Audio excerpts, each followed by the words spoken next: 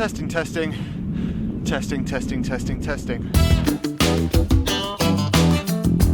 Hello everybody, welcome back to the Faroe Islands and to a video sponsored by Lumix.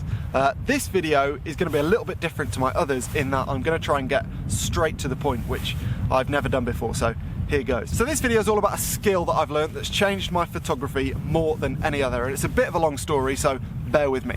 My photography journey started out when I went on a big travelling trip with Emily, best part of 10 years ago, and before that I'd taken no interest in photography whatsoever.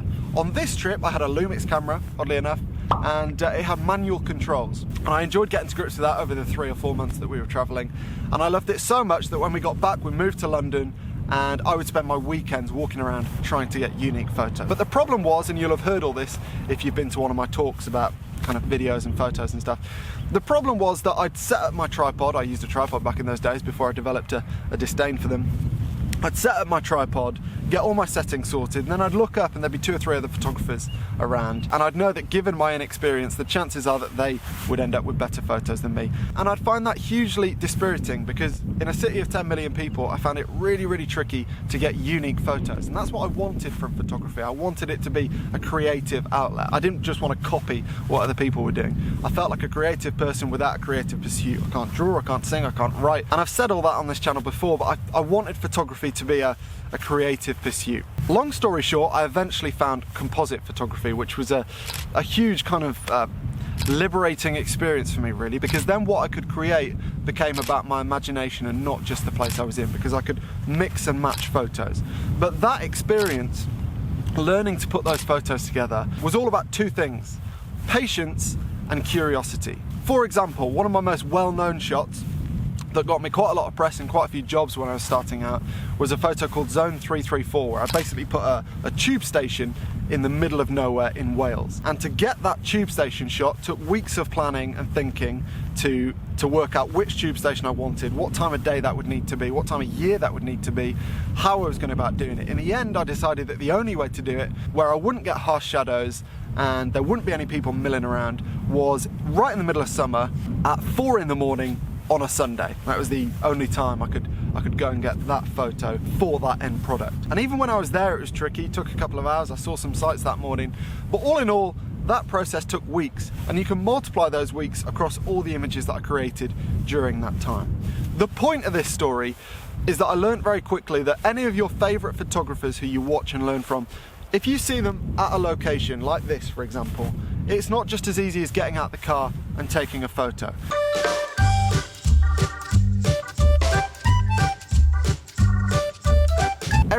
Every photographer who is in any way successful, I think, has a huge amount of patience and a huge amount of curiosity to be able to wander around a scene and not feel the need to just snap away immediately in order to get the best photos. And if you don't have patience and curiosity and you get to a place like this, you'll always just want to snap straight away, and well, that is not going to yield the best results.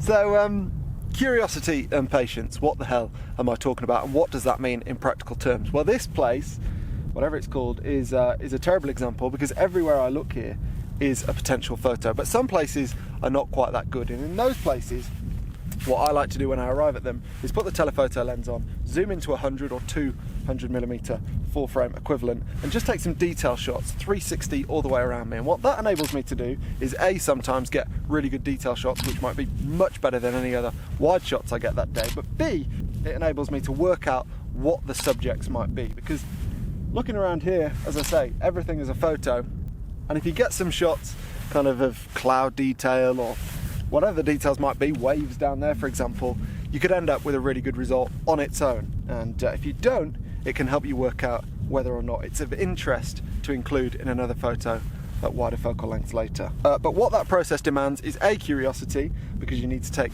lots and lots of detailed photo for it to be worthwhile, and patience, because you can't just rock up somewhere like this and expect to get exactly the shot you're looking for straight away. You need to work to figure out what that shot might look like and what it might include. So yeah, that's what I do. Having said that, as I said, place like this, everything's a photo. How long would you say it is typically between getting out of your car and getting your perfect shot?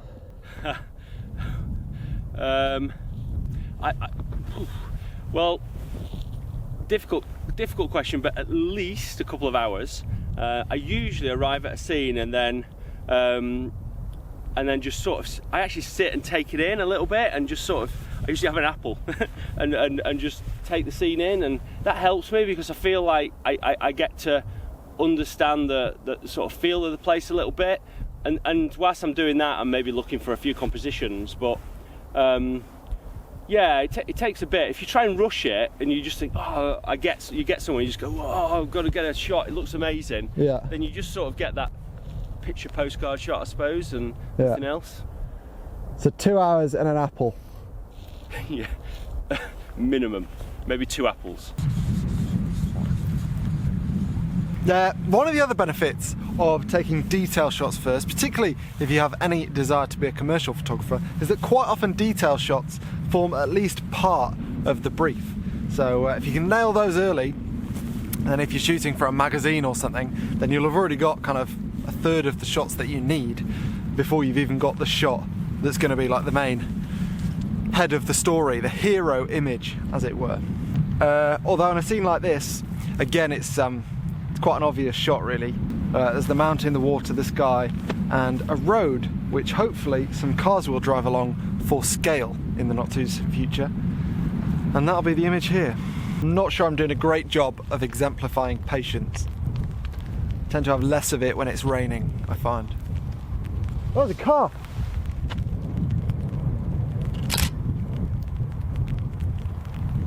Also, I was speaking with Nigel this morning, and we both employ a similar technique when dealing with scenes like this, when you have kind of high mountain faces rising from something of interest at the bottom of the image. Now, as you might be able to see here, the sky is actually quite interesting. The clouds are kind of hovering above the mountains, and that looks quite good. But what I like to do a lot of the time, as I may have said somewhere on this channel before, is to frame the shot so that I cut off the top of the mountains, because if you do that, then the mind kind of wanders as to how high those mountains go.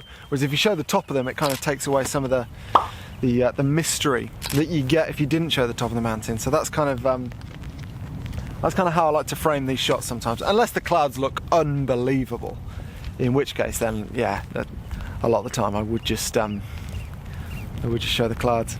I'm getting very wet now. I'm gonna go back to the car.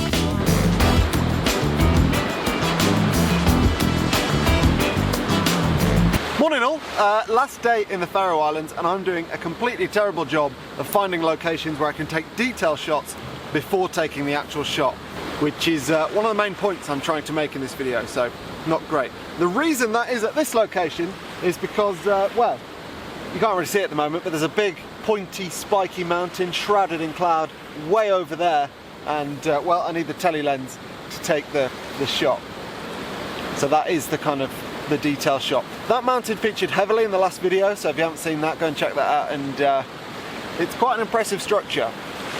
Probably rivals the Matterhorn in terms of the most impressive mountains I've ever seen, but yeah, it's currently covered in cloud, which is frustrating. So I am having to exercise patience, which is one of the other main points of this video, but every cloud.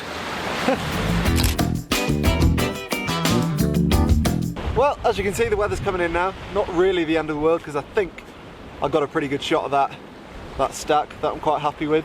And yeah, pretty much time to go home, because our flight is in a couple of hours, so it's not the end of the world that the weather has taken a turn for the worse. Thank you very much for watching this video on patience and curiosity, where I haven't really required patience and curiosity, because the Faroe Islands is incredible and offers something pretty much everywhere you go. So probably not the best place to do this video, but never mind, hopefully you find it useful. Thanks also to Lumix for sponsoring this video. I have used Lumix cameras pretty much since I started. As I said at the start of this video, I think I had a Lumix point and shoot when I went on that round the world trip, and then when I moved back home I got my first micro four thirds camera, a GX1 or a G1X I think it was called, and pretty much ever since, barring a few dabbles in other systems, I've been using Lumix cameras and loving them, and this, the G9, is the best camera, or my favourite camera that I've ever had and used. I absolutely love it, so yeah, big thanks to Lumix for that. I'll see you next time, when hopefully the weather is a bit brighter and I'll be somewhere different. Not that I necessarily want to be somewhere different, I'd I'd stay here for a lot longer if I could. But also go and check out Nigel's channel if you haven't already. I'm sure most of you have. But until the next time, there he is. Yeah, until the next time, bye.